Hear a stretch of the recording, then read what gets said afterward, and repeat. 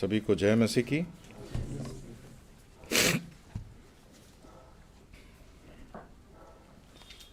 इस वर्ष के अंतिम दिन आराधना के बाद में जब हम लोग प्रभु को ध्यान करने का, प्रभु को धन्यवाद के लिए इकट्ठा हैं, वचन से बांटने के लिए मुझसे कहा गया।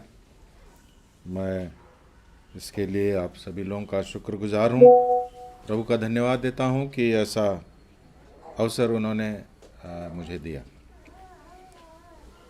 और मैं भाई से पूछ रहा था कि किस प्रकार का बोला जाए, तो उन्होंने कहा कि प्रभु आपको जो सिखा रहा है उसमें से कुछ बातें। तो हम लोग के यहाँ पर जो इंदौर में जो पारिवारिक प्रार्थना में हम लोग तीतुस अभी ख़त्म किए, तो जब मैं पढ़ रहा था तो कुछ बातें उसमें मुझे काफ़ी अच्छी लगी।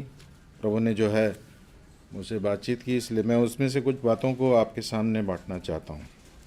तीतुस उसका पहला अध्याय और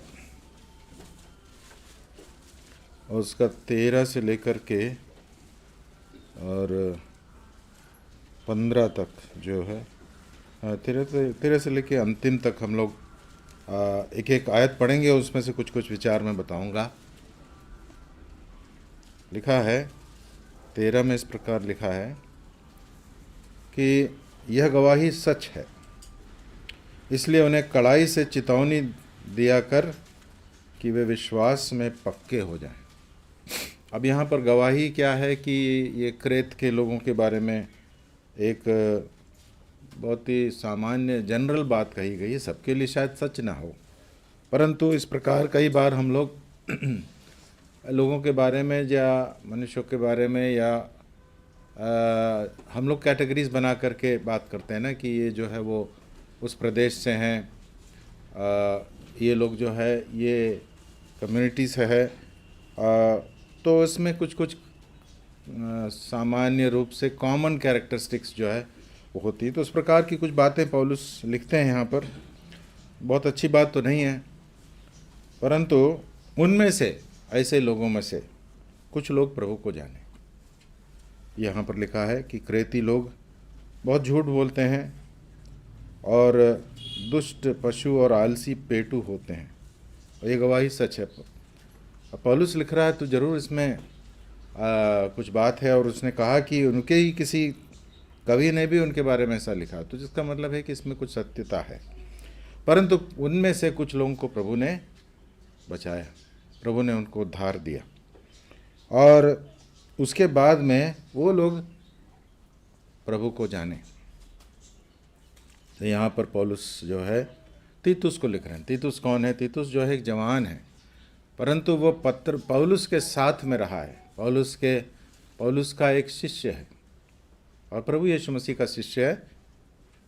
और प्रभु यीशु मसीह का शिष्य होते हुए वो चूँकि पौलुस के साथ रहता था, तो पौलुस से उसने सीखा कि किस प्रकार मसीह का अनुकरण करते हैं।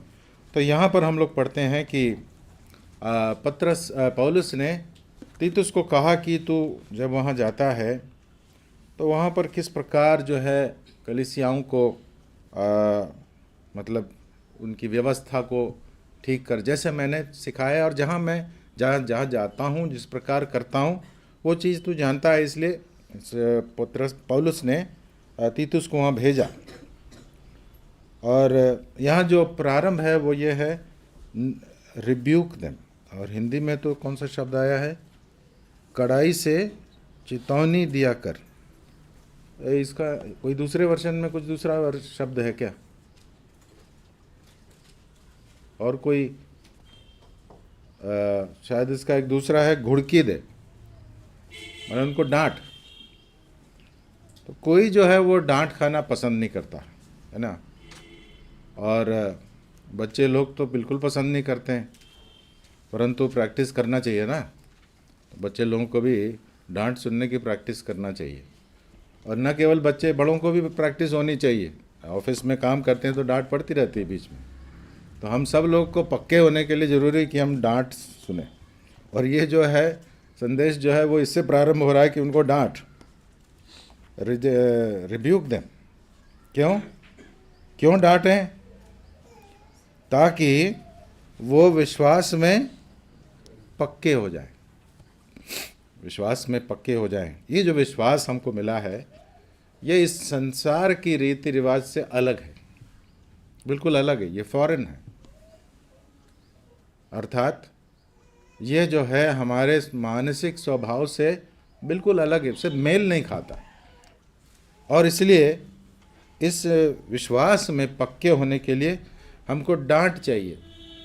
जो चरवाहे होते हैं वो चरवाहे जो है केवल देखभाल ही नहीं करते और न केवल खाना के मतलब उनको मतलब घास खिलाते हैं, पानी पिलाते हैं, ये सब है।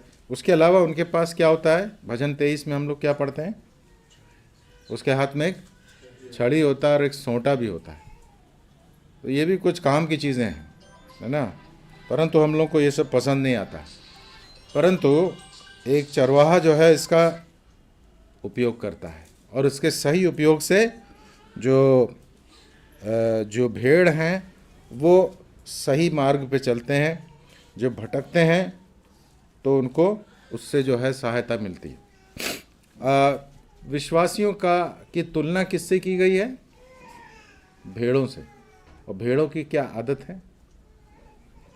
भेड़ों की क्या आदत है? भटक जाते हैं। तो इसलिए लिखा है कि उनको तू चितौनी दे, कड़ाई से चितौनी दे या घुड़की दे, ताकि वो विश्वास में पक्के हों। आगे फिर लिखा है कि शुद्ध लोगों के लिए सब वस्तुएं शुद्ध है, पर अशुद्ध और अविश्वासियों के लिए कुछ भी शुद्ध नहीं, वरन उनकी बुद्धि और विवेक दोनों अशुद्ध है। मैं सोच रहा था ये शुद्ध लोग कौन हैं? आपको मालूम है कौन शुद्ध है? शुद्ध लोग का क्या मतलब है? हाँ?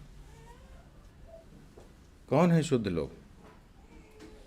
तो शुद्ध लोगों का बाइबल में परमेश्वर के वचन में हम लोग पढ़ते हैं, इब्रानियों उसका 1:3 में प्रभु यीशु मसीह ने कार्य किया। और याजक और महायाजक का काम भी होता था, ये शुद्धिकरण का काम। देखिए इब्रानियों उसका 1:3,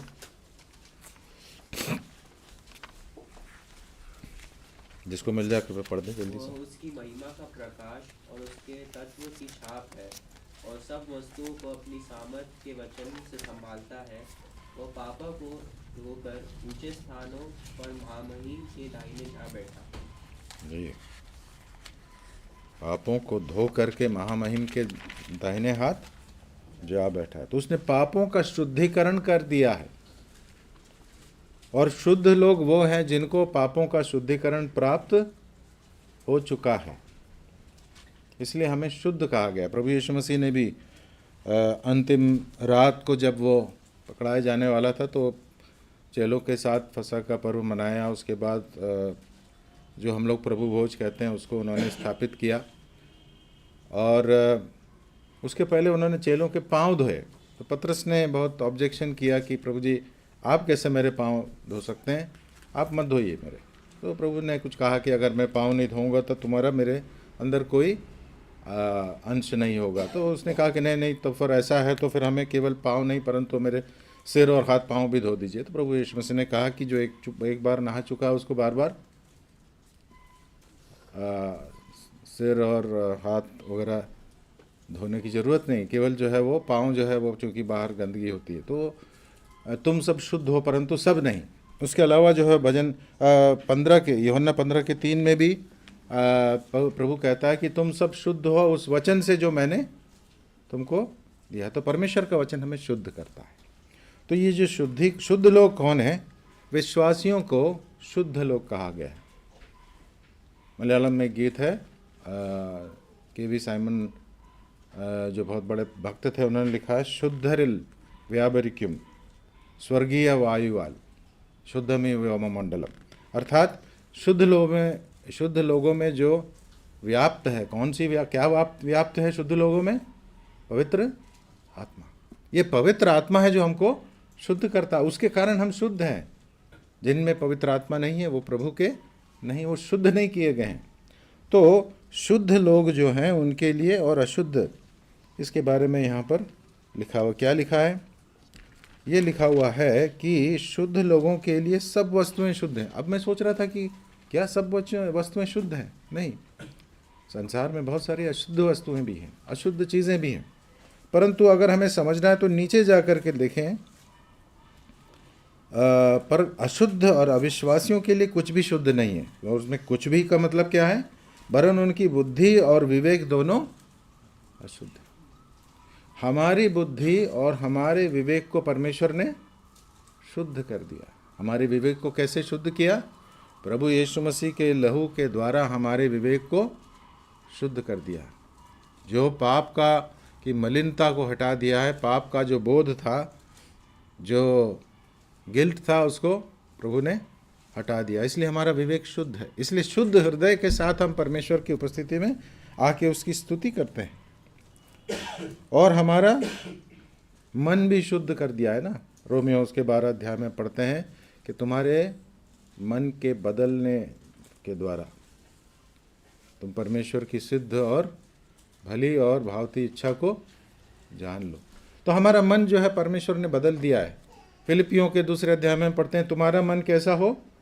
प्रभु यीशु के समान हो, जिसने कि परमेश्वर के साथ रहते हुए भी परमेश्वर के साथ बराबरी को अपने हक में रखने की चीज़ नहीं समझी, परंतु अपने आप को दीन किया। तो ये प्रभु यीशु मसीह का मन हमें दिया गया है। जब हमसे कहा गया था कि तुम सब एक मन हो, इसका मतलब तुम्हारा मन किसके समान हो? प्रभु यीशु मसीह के समान, क्योंकि हम सबके मन अलग अलग हैं। परंतु अगर सबका मन यीशु मसीह के समान हो, प्रभु यीशु मसीह के समान हो, तो हमारे में एकता आती है। तो यहाँ लिखा हुआ है, परमेश्वर ने और प्रभु के वचन ने हमें शुद्ध किया है, और इसलिए हमारे मन जो है वो और हमारे विवेक शुद्ध हैं। परंतु ऐसे लोग हैं जो कि अशुद्ध हैं, अर्थात वो शुद्ध नहीं किए गए हैं और वो विश्वास नहीं करते, है ना।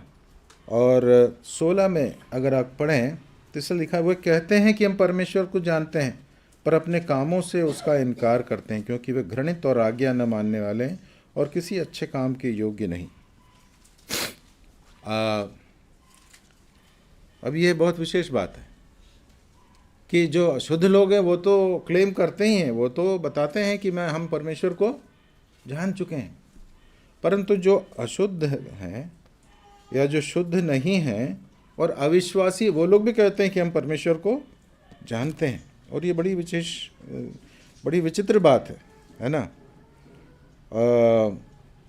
जो शुद्ध लोग हैं उनके जीवन से इस बात को समझ में आता है कि वो परमेश्वर को जानते हैं। कैसे मालूम पड़ता है?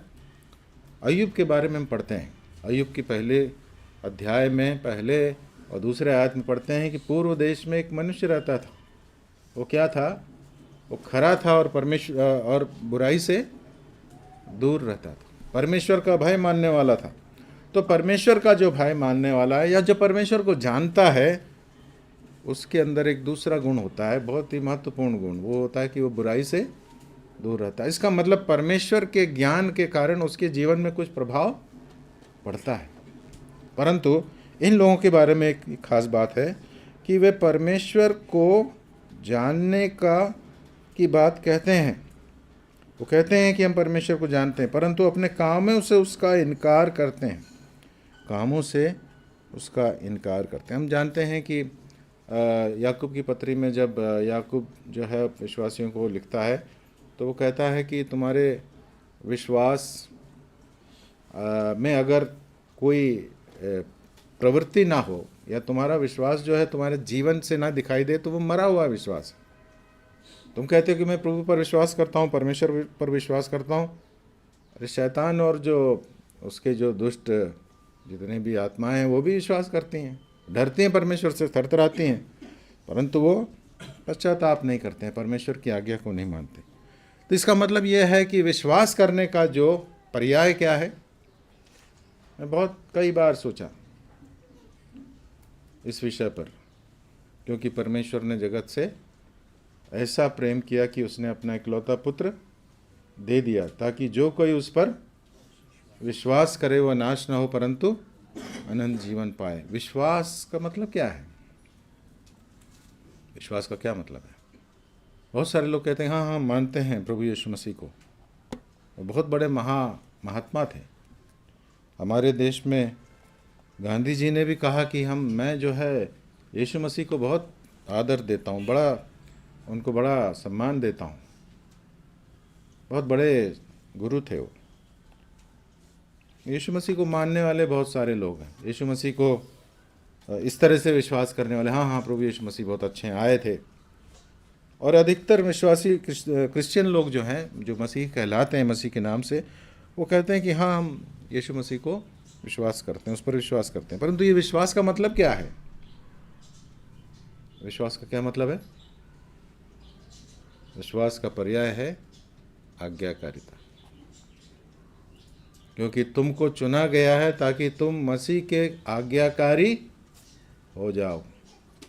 प्रेरितों के काम में लिखा है, बहुत सारे याजक लोग सुसमाचार के प्रति आज्ञाकारी हुए। जब पतरस ने प्रचार किया तो क्या कहा? मन फिराओ और मसीहा पर विश्वास करो। तो मन फिराना और आज्ञा पालन करना, इसका मतलब अब जो है मेरा जीवन यीशु मसीह के अनुसार चलेगा। तो ये लोग जो विश्वास नहीं करते हैं वो परमेश्वर के ऊपर विश्वास करने की बात करते हैं, परंतु यीशु मसीह की आज्ञा नहीं मानते। वो प्रभु है, वो केवल मसीहियों का प्रभु नहीं है, वो सारे संसार का प्रभु है। वो हर देश का, सबके ऊपर उसको प्रभुता दी गई है, उसकी प्रभु सत्ता है। वो अलग बात है कि अभी जो है इस संसार में शैतान अपनी सत्ता चला रहा है, परंतु वो हारा हुआ है। इस संसार के सारी सत्ता जो है वो प्रभु यीशु मसीह के हाथ में दे दी गई है। इसीलिए मत्ती 28 में प्रभु यीशु मसीह ने क्या कहा? स्वर्ग और पृथ्वी का सारा अधिकार मुझे दे दिया गया है। तो इसलिए अभी जो है जो लोग यीशु मसीह पर विश्वास नहीं करते, वो जो है इस प्रकार से उसकी आज्ञा का पालन नहीं करते। यीशु मसीह पर विश्वास करने का मतलब है उसकी आज्ञा का पालन करना। प्रभु यीशु मसीह को स्वीकार करने का मतलब यह है कि तुम अब से जो है मैं प्रभु यीशु मसीह के प्रति आज्ञाकारी होऊंगा। मसीही विश्वास का एक प्राथमिक जो स्टेप है वो है ओबीडियंस। और विश्वासियों का दूसरा नाम क्या है? प्रेरितों के काम में हम लोग क्या पढ़ते हैं उसको? पहला नाम क्या है? चेले। चेले का मतलब क्या है? वो सीखने वाला है, तो तैयार है सुनने के लिए, सीखने के लिए। तो प्रभु यीशु मसीह के चेले का मतलब यह है कि प्रभु यीशु मसीह पर विश्वास करने वाला या उसका चेला का मतलब जो है कि उसके अधीन होने वाला। स्वभाव से हम सब बहुत घमंडी हैं, स्वभाव से हम किसी के अधीन होना नहीं चाहते। स्वभाव से हम लोग जो है अपनी चलाना चाहते हैं, और शैतान इस बात को जानता है। और बहुत सारे लोग कहते हैं कि मैं शैतान के अधीन नहीं हूँ, परंतु मैं अपने हिसाब से चलता हूँ। परंतु जो प्रभु के हिसाब से नहीं चलता वो शैतान के हिसाब से चलता है, क्योंकि शैतान ही है जो वो पहला रेबल है। रेबल मतलब कि विद्रोही। पहला विद्रोही कौन है? शैतान है। उसके बाद उसने मनुष्य को प्रेरित किया कि तुम भी विद्रोह करो, परमेश्वर की आज्ञा को तोड़ो। तो इसलिए अंत के दिनों का ये लक्षण है। यहाँ पर अंत के दिनों में क्या होगा? बहुत सारे धार्मिक कार्य होंगे, बहुत लॉट ऑफ रिलीजियोसिटी है ना। बड़े बड़े धर्म के स्थान बनाए जा रहे हैं, मंदिर, मस्जिद, गुरुद्वारा और गिरजाघर बहुत सारे बनेंगे ना, और बहुत सारे गुरु सिखाने वाले, कोई कमी नहीं है। और संगत और इकट्ठा हो रहे हैं, बहुत सारे कीर्तन भजन और बहुत सारे फंक्शन हैं, फेस्टिवल बहुत सारे हैं, है ना। परंतु क्या खास, क्या छूटा हुआ क्या है वहाँ पर? बहुत सारे अच्छे अच्छे उपदेश लोग दे रहे हैं, बहुत सारे ऐसे लोग हैं जो कि धर्म की बातें कह रहे हैं, परंतु उनमें कमी क्या है मालूम है? कमी यह है कि जो वो बोलते हैं उनके जीवन में उसी चीज़ दिखाई नहीं देती और उनके सुनने वाला भी वैसे ही। तो जो प्राइवेट लाइफ है, मतलब कि बाहरी को जो जीवन में कुछ चीज़ें हैं, अच्छी चीज़ें, परंतु कई बार अंदर में ये सब चीज़ें नहीं है, अंदर का जीवन कुछ और है। और कभी कभी तो बाहर का जीवन भी ऐसे ही होता है, उनको किसी की कोई परवाह नहीं। तो यहाँ पर क्या है, उनके उस परमेश्वर के ज्ञान का उनके जीवन पर कोई प्रभाव नहीं। परंतु जो शुद्ध लोग हैं उनकी विशेषता क्या है, उन्होंने जीवित परमेश्वर को जान लिया और उसका प्रभाव उनके जीवन में बहुत अलग दिखाई देता है ना। परमेश्वर ऐसे लोगों को क्या समझता है, परमेश्वर की निगाह में ऐसे लोग क्या हैं, वे घृणित और आज्ञा न मानने वाले हैं और किसी अच्छे काम के योग्य नहीं हैं। जो प्रभु यीशु मसीह के द्वारा शुद्ध नहीं किए गए हैं, जो प्रभु यीशु मसीह के अधीन नहीं आए हैं, बहुत सारे अच्छे काम भी करते होंगे, बहुत सारे भले काम करते हैं और इसको मानना पड़ेगा, बहुत सारे क्या कहना चाहिए, धर्मार्थ कार्य करते हैं, परंतु क्या है, परमेश्वर की निगाह में वो घृणित हैं और आज्ञा न मानने वाले हैं। क्योंकि परमेश्वर ने क्या कहा है कि मैंने सियोन पर अपने राजा को स्थापित कर दिया है। भजन 2 में हम पढ़ते हैं ना, इसलिए हे राज के लोगों, तुम सब लोग सुन लो ध्यान से, और उस राजकुमार को जो मैंने वहाँ पर बैठाया है उसके अधीन में अपने सिर को साष्टांग प्रणाम करके अपने सिर को वहाँ पर ले आऊँ। ये पुत्र है, प्रभु यीशु मसीह है। यही प्रचार जो है पतरस ने कहा कि जो प्रभु का नाम लेगा वो उद्धार पाएगा। और वो प्रभु कौन है? हे इस्राएलियों, मैं तुमको ये बताना चाहता हूँ कि वो प्रभु यीशु नासरी है, जिसको तुमने क्रूस पर चढ़ाया, वो मारा गया, गाड़ा गया, परंतु परमेश्वर ने उसको तीसरे दिन जिलाया और हम उसके गवाह हैं। इसलिए पतरस ने इस बात को प्रचार किया कि यीशु मसीह के अधीन आ जाओ, यीशु मसीह के प्रति आज्ञाकारी हो जाओ। तो जो हम लोग जो हैं आज्ञाकारी हो गए, दूसरे अध्याय में से कुछ बातों को भी हम देखेंगे। लिखा है, पर तू ऐसी बातें कहा कर जो खरे उपदेश के योग्य है, अर्थात शिक्षा दिया कर। अब हम लोग जो है कलीसिया का एक जीवन का एक बहुत ही महत्वपूर्ण अंग क्या है? शिक्षा, टीचिंग। परंतु ये जो शिक्षा है वो कैसी होनी चाहिए? खरा उपदेश होना चाहिए। जैसे हम लोगों ने देखा था कि खरा या खरे को क्या कहेंगे? खरे का मतलब क्या है? सच्चा। तो सच्चा है कैसे मालूम पड़ेगा? कैसे मालूम पड़ेगा सच्चा? अगर आपके पास नोट आया है और किसी ने कहा कि ये नकली है, तो कैसे मालूम पड़ेगा आपको? है? अनुभव से। अनुभव कैसे आया आपको? क्योंकि आपने असली नोट को देखा हुआ है ना।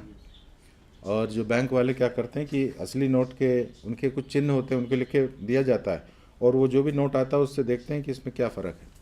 तो खरा या सच्चा कैसे मालूम पड़ता है? जो सच्चा है उसके साथ आप कंपेयर करेंगे। तो इस संसार में कुछ भी सच्चा नहीं है, केवल एक चीज़ है जो कि सच्चा है, जो बिना मिलावट के है, जो संपूर्ण रूप से विश्वास योग्य है। वो क्या है?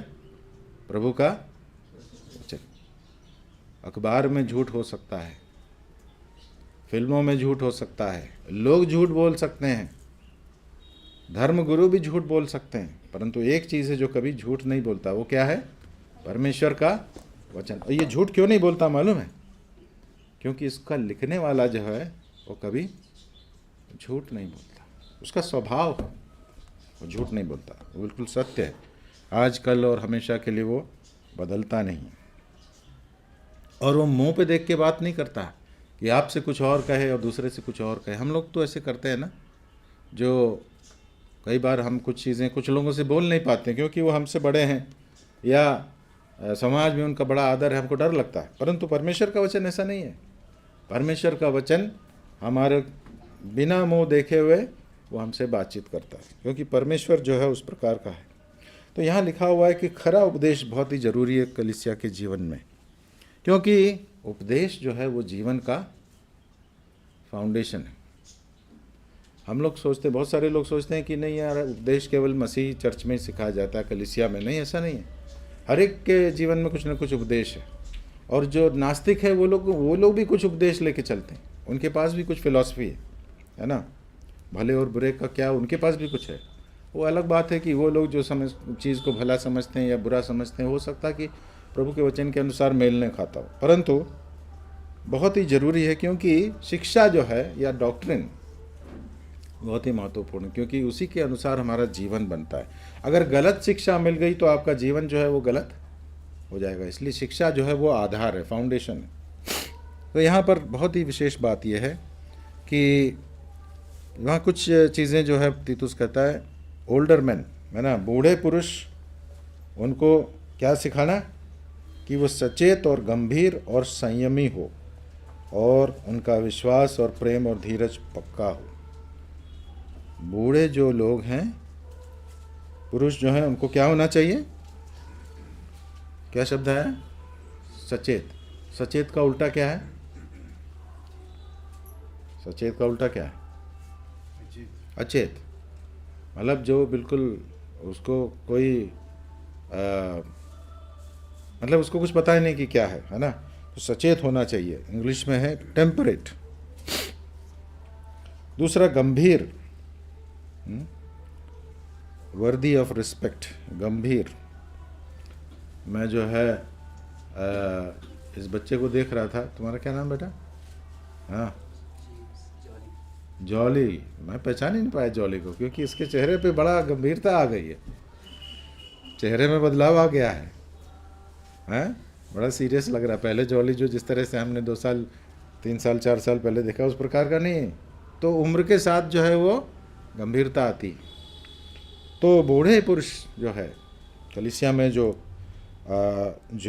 सीनियर हैं, उनके लिए क्या ज़रूरी है कि वे सचेत हों हमेशा। जो है कभी ऐसा ना हो कि उनको लगे मतलब कोई चिंता न मत करो, ऐसा ना, हमेशा अलर्ट हो, सचेत हो, गंभीर हो और संयमी हो। संयमी का कोई नाम आप बता सकते हैं? संयमी का हमारे देश में बहुत सारे अच्छे अच्छे नाम है ना, आप बता सकते हैं?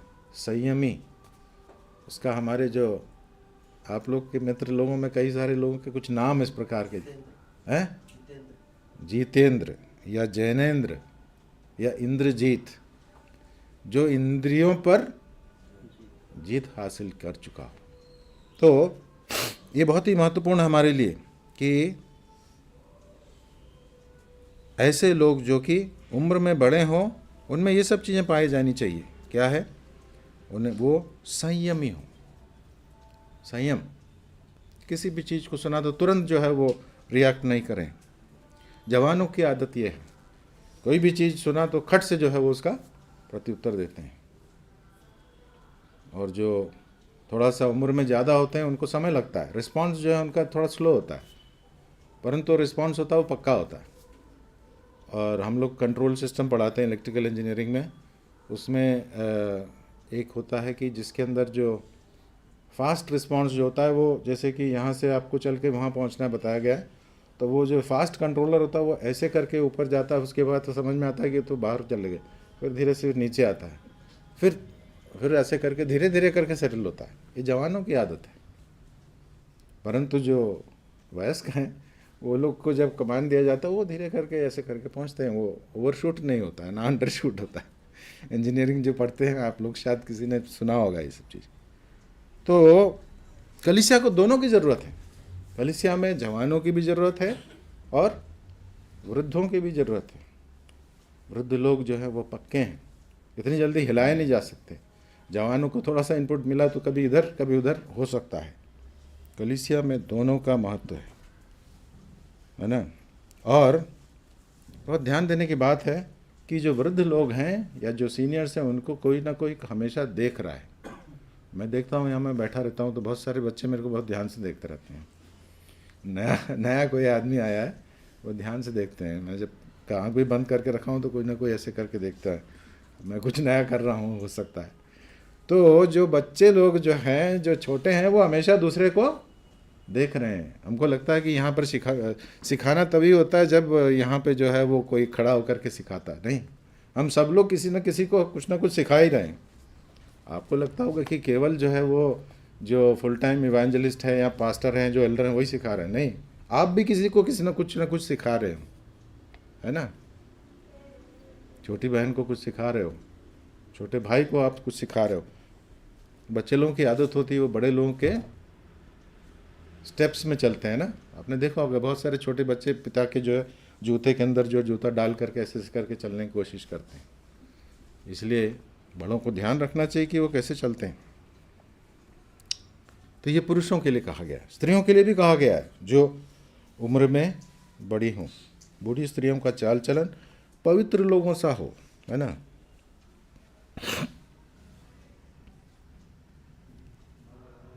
किस तरह से उनका जीवन पवित्र लोगों के जैसा हो, इस संसार के जैसा ना हो। इस संसार के जो लोग हैं उस प्रकार का ना हो, दोष लगाने वाले ना हो, पियक्कड़ या किसी भी वस्तु के ऊपर निर्भर ना हो। अब ये पता नहीं ऐसा क्यों लिखा गया, हमको बहुत शंका हो सकती है कि क्या वहाँ पे क्या उस समय कुछ लोग मतलब पीते वगैरह थे क्या, शराब वगैरह पीते थे क्या।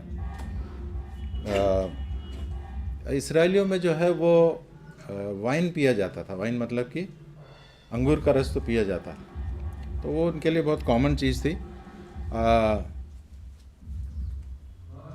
इसका एग्जैक्टली क्या है हमको नहीं मालूम, परंतु यह मैं जो समझता हूँ वो ये है कि किसी भी चीज़ पर निर्भर ना हो, चाहे तंबाकू हो या पान हो या किसी भी प्रकार का मदिरा हो या किसी भी वस्तु के ऊपर निर्भर ना हो कि उसके बिना उनका जीवन नहीं चल सकता, ऐसा ना हो।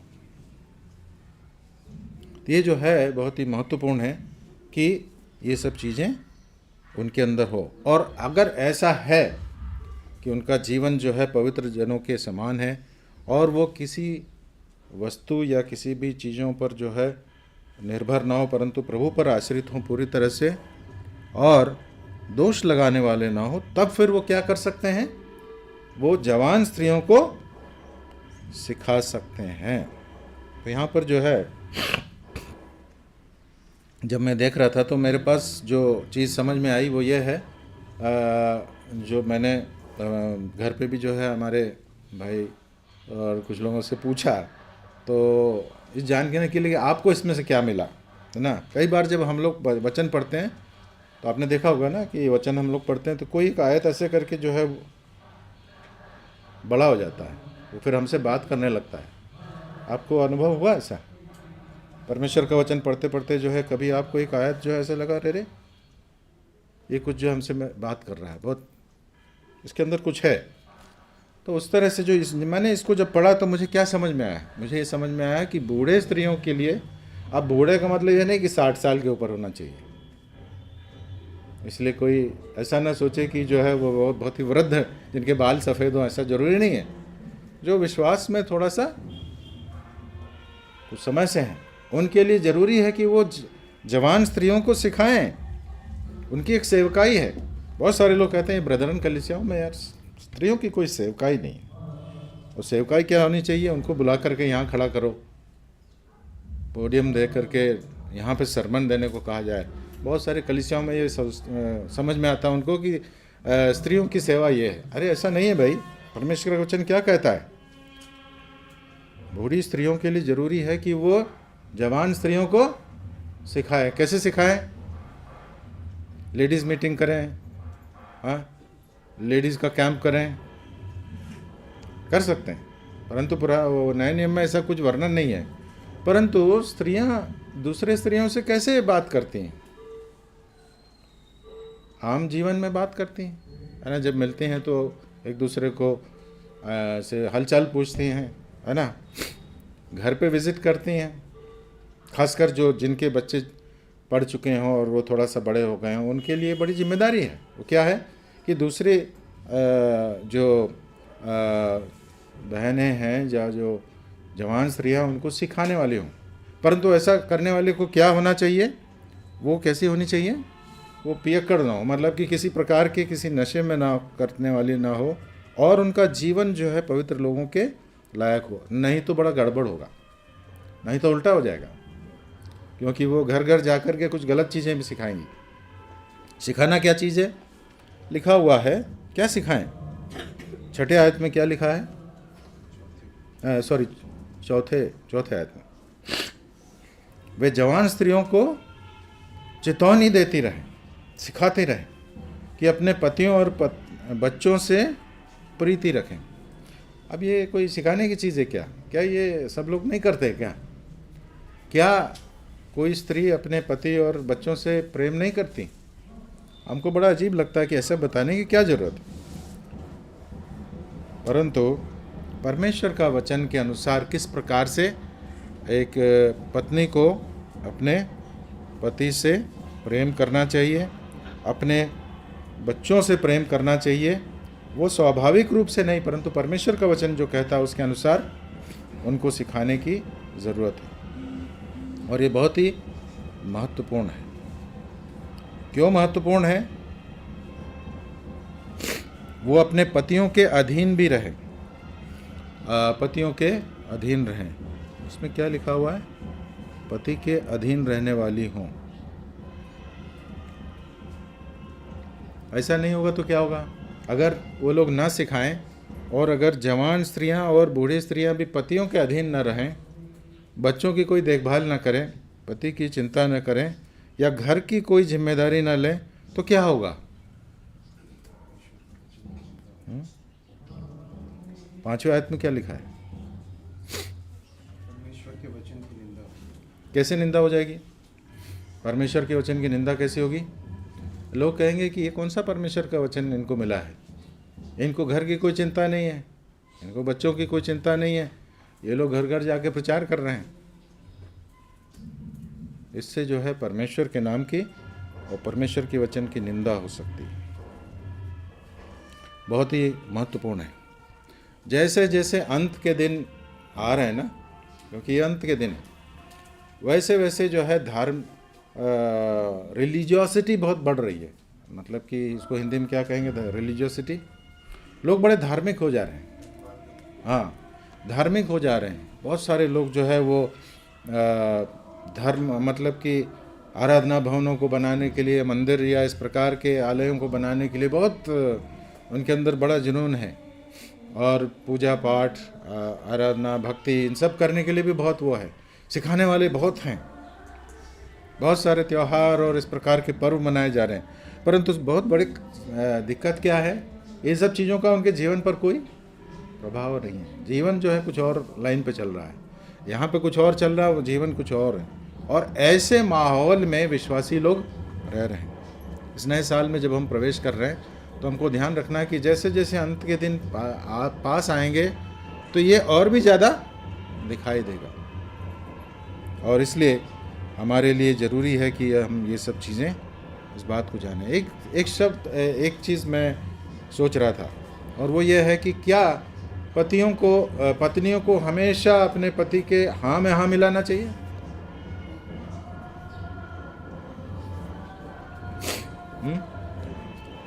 पत्नियों से मैं पूछना चाहता हूँ, जो भी पति कहे उसको हाँ में हाँ मिलाना चाहिए? अधीन रहने का मतलब यह है कि अगर पति कुछ आपको लग रहा है, परमेश्वर का वचन आपको भी मालूम है ना, पत्नियों को भी पता है, उनको भी प्रभु का वचन सिखाया गया है। तो अगर कोई पति कोई गलत काम कर रहा है या उसके लिए बोल रहा है, तो पत्नी को क्या करना चाहिए? उसको तुरंत जो है डांट के जो है बैठा देना चाहिए। नहीं, बहुत सारी पत्नियां जो है पीछे बैठ के कार चलाती, देखा कि नहीं आपने? हाँ, बच्चे लोग देखा? मम्मी लोग जो कई बार पीछे बैठ करके गाड़ी चलाती है। पापा जो चला रहे हैं वैसे ड्राइवर वो हैं, परंतु पीछे से इंस्ट्रक्शन आता है, देखो सामने कौन आ रहा है, देख लो, इधर करो। ऐसा होता है, परंतु ऐसा नहीं होना चाहिए। परंतु अगर जब आप देखते हैं कि पति जो है कुछ कर रहा है वो गलत है, तो बहुत सौम्यता से, है ना, बहुत आदर के साथ में उनको बताना है कि मुझे लग रहा है कि गलत है, अगर आप ऐसा करेंगे तो परमेश्वर के सामने आपने जिम्मेदारी को निभा लिया। आपके पास एक जिम्मेदारी है। परमेश्वर ने पति और पत्नी को क्यों रखा एक साथ? ताकि वो एक साथ प्रभु में बढ़ सके। पति जो है वो अगुआ है, आत्मिक अगुआ है, परंतु कई बार ऐसा होता नहीं। दिक्कत यह है कि अधिकतर पुरुष जो है वो चाहते हैं कि आत्मिक नेतृत्व जो है वो पत्नी ले ले। वो लोग बाहर का काम देखते हैं। उनको लगता है कि बच्चों को परमेश्वर का वचन सिखाना और प्रार्थना करना, ये सब चीज़ें मेरे पास टाइम नहीं है। कई बार पति जो है वो इस सब चीज़ों में बड़े पीछे हो जाते हैं, और तब फिर क्या होता है कि पत्नी जो है वो फिर सोचती है कि हाँ, अरे क्या करूं, मैं इतना कर रहा हूं, फिर इसलिए तुरंत जो है वो स्टीयरिंग हाथ में ले लेती, और ये जो है थोड़ा सा गड़बड़ हो सकता है। ऐसे परिवारों में बड़ा संकट है। अगर पति जो है अपने जिम्मेदारी को नहीं समझ रहा है और उस आत्मिक नेतृत्व को नहीं निभा रहा है, तो उस परिवार में बहुत सारी दिक्कतें हैं। परंतु उसका सोल्यूशन ये नहीं है कि जो है वो पत्नी अपने हाथ में स्टीयरिंग लेकर के सब चालू हो जाए। एक बुद्धिमान स्त्री अपने पति को एनकरेज करेगी, उसको प्रेरित करेगी कि आप प्रभु का जो जिम्मेदारी है आपको वो निभाएं। तो इसके लिए प्रार्थना की ज़रूरत है। ये बहुत ही महत्वपूर्ण एक चीज़ है। और यहाँ पर मैं एक बात से समाप्त करना चाहता हूँ। तीतुस कैसा था? तीतुस बुढ़ा था या जवान था? है? जवान था, क्योंकि वो जिस कलीसिया में भेजा गया था वहाँ पर बुढ़े लोग भी थे और तीतुस जवान था। परंतु तीतुस में क्या खास बात थी? पहली चीज़, वो पौलुस का एक सहकर्मी था। पौलुस के साथ रह करके उसने सीखा था प्रभु का वचन, और वो प्रेरित का अपोस्टल का एक रिप्रेजेंटेटिव था। तो जब भले ही उम्र में कम था, परंतु उसको भेजा गया था। पौलुस ने कहा कि जब तक मैं ना आऊँ तब तक तुम इस तरह से कलीसियाओं को व्यवस्थित करो वहाँ पर। इसलिए बहुत ज़रूरी बात है, उसको सब लोगों के सामने एक उदाहरण रखना है। तीतुस से कहा गया है, you must lead an example. कहाँ लिखा हुआ है वो? 6 आयत में।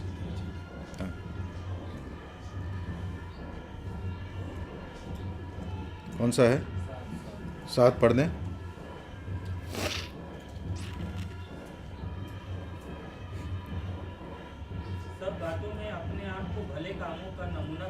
नमूना बना, जिसे हम लोग गीत भी गाते हैं, नमूना बनो। परंतु ये जो नमूना है आपके सामने, ये बड़ा जवान नमूना है। और जवानों में जैसे हम लोगों ने समझा इस प्रकार की कुछ कैरेक्टरिस्टिक्स होती है ना, तो इस जवान को जब उसके एक आत्मिक जिम्मेदारी दी गई है तो उससे कहा गया है तू अपने उम्र से ज़्यादा तुझसे उम्मीद की जाती है। विशेषकर जो आत्मिक सेवकाई कर रहे हैं उनमें ज़रूरी है कि वो गंभीरता हो, है ना, उनके बातचीत में, उनके जीवन में ऐसी गंभीरता हो कि कोई उस पर उंगली ना उठा पाए। बहुत ही महत्वपूर्ण है। यहाँ पर जो है मैं समाप्त करना चाहता हूँ। जब हम लोग इस नए वर्ष में प्रवेश कर रहे हैं, कलीसिया के रूप में हम लोग हैं। यहाँ पर बूढ़े भी हैं, यहाँ पर जवान भी है, पुरुष और स्त्री हैं, बच्चे हैं, परंतु इस एक कम्युनिटी के रूप में हम लोग इस नए वर्ष में प्रवेश कर रहे हैं। प्रभु हमारी सहायता करे। और पौलुस ने जो तीतुस के द्वारा विश्वासियों को जो बातें करने के लिए कहा गया है, वो हम सब के लिए एक मार्गदर्शन का कारण बन सके, क्योंकि प्रभु ने हमको इस संसार के इस गंदगी से अलग किया है, उसने शुद्ध किया है। और इसलिए जो शुद्ध लोग हैं उनमें शुद्ध आत्मा है, पवित्र आत्मा वास करता है। और इसलिए हमारा जो चाल चलन है, हमारा बोलना, हमारा रहन सहन, सब कुछ अलग होगा, परमेश्वर के अनुसार होगा, परमेश्वर के समान होगा, गॉडली। हम एक अनगॉडली संसार में रह रहे हैं। हम एक ऐसे संसार में रह रहे हैं जहाँ पर ईश्वर के बारे में बहुत सारे बातचीत है, परंतु ईश्वर को जान नहीं रहे लोग, यार अनगॉडली। परंतु हम लोगों ने सच्चे परमेश्वर को जान लिया है, इसलिए हमारे जीवन के द्वारा सच्चे परमेश्वर को दूसरे लोग जानने का अवसर मिले। चाहे हम उम्र में कम हो, चाहे उम्र में बड़े हों, चाहे स्त्री हो, चाहे पुरुष हो, सबको जिम्मेदारी है। सबके पास कुछ न कुछ महत्वपूर्ण सेवा प्रभु ने दी है। आने वाले इस वर्ष में प्रभु हमारी सहायता करे कि हम लोग इसको कर सकें और हमारे जीवन के द्वारा परमेश्वर के नाम की और प्रभु के वचन की महिमा हो सके। उसको प्रभु जो है किसी तरह से लोगों के जीवन में कार्य करे, उसका किसी तरह से बेइज्जती ना हो, ये प्रभु हमारी सहायता करे। हम सभी लोग बड़े प्रार्थना पूर्वक इस नए वर्ष में प्रभु के पीछे चलने के लिए अपने आप को समर्पित कर सकें। धन्यवाद।